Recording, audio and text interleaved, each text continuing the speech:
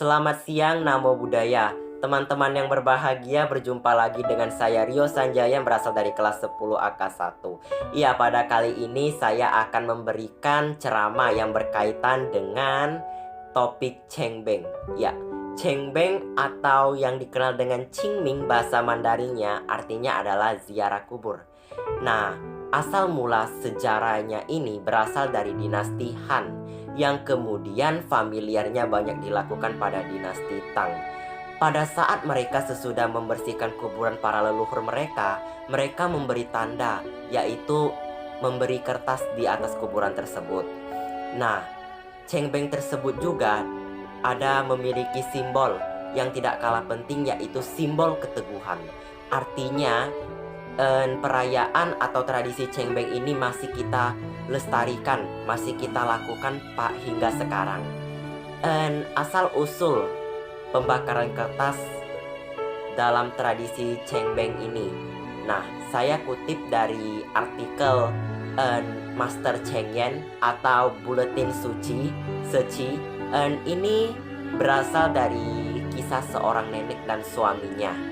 Ya, nenek tersebut ingin mendapat perhatian atau bela sungkawa dari masyarakat dan penduduk setempat dan menyuruh suaminya untuk pura-pura meninggal.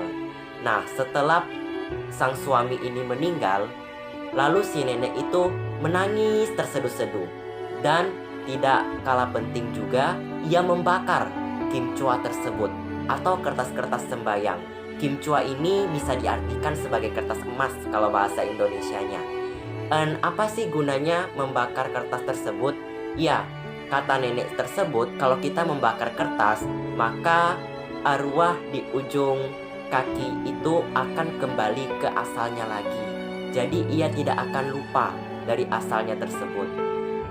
Oke, sekarang kita akan masuk ke makna ritual Cengbeng. Makna ritual Cengbeng ini adalah kita menghormati orang tua dan para leluhur. Nah, kalau orang tua apabila yang masih ada, kita bisa namaskara. Kalau yang sudah meninggal, kita bisa menggantikannya dengan Cengbeng ya, atau perayaan sembahyangan kuburan tersebut. Makna ini sebenarnya adalah membalas jasa-jasa yang telah mereka perbuat kepada diri kita. Dan jadi kita harus ingat kembali, tanpa mereka kita tidak bisa terlahir di dunia ini. Jadi kita harus renungi betapa besar jasa-jasa mereka terhadap sampai kita terlahir di dunia ini. Oke, yang terakhir adalah manfaat dan tujuan setelah melakukan Cengbeng. Saya kutip ada 3 manfaat. Di antaranya yang pertama itu ada kita dapat menghormati para orang tua dan para leluhur kita. Yang kedua, dapat menghantarkan mereka ke alam-alam yang lebih baik. Dan yang ketiga, tidak kalah penting, mereka bisa kita doakan atau panjatkan hingga bisa terlahir ke alam tanah suci para Buddha. Artinya mencapai alam kebudahan. Setelah mencapai alam kebudahan, mereka akan terbebas yang dari namanya samsara dan tumiba lahir yang terus-menerus.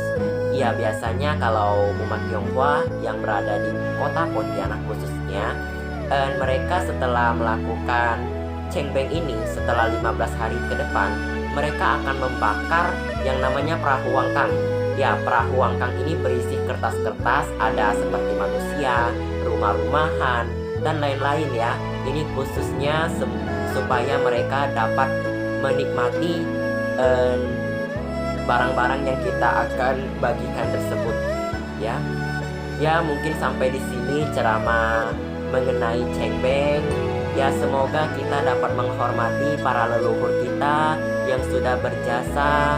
Bukan tanpa mereka kita ingat lagi tidak bisa terlahir di dunia ini. Jadi kita harus manfaatkan momen-momen seperti Cengbeng ini atau Qingming ini kita lakukan dengan sangat baik. Ya, sampai di sini. Selamat siang. Namo Buddhaya. Terima kasih.